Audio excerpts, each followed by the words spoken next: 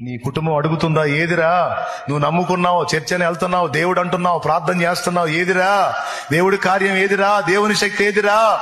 ఏదమ్మా దేవుడు మన జీవితంలో చేసింది? ఏదమ్మా అని అడుగుతున్నారు కదా.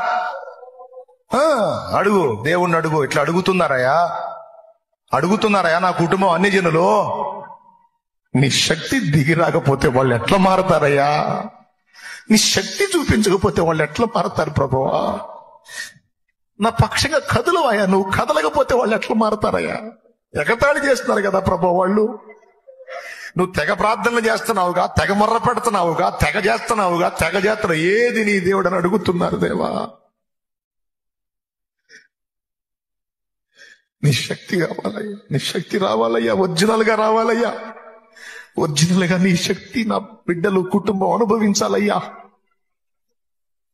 ఎగతాళి చేస్తున్న నా వాళ్ళు సిగ్గుపడాలయ్యా.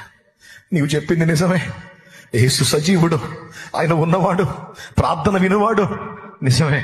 ఇదిగో నేను కూడా వస్తానని నీ వారు పరిగెత్తి వచ్చినట్లు దేవుని గోజాడు. కన్నీరుగా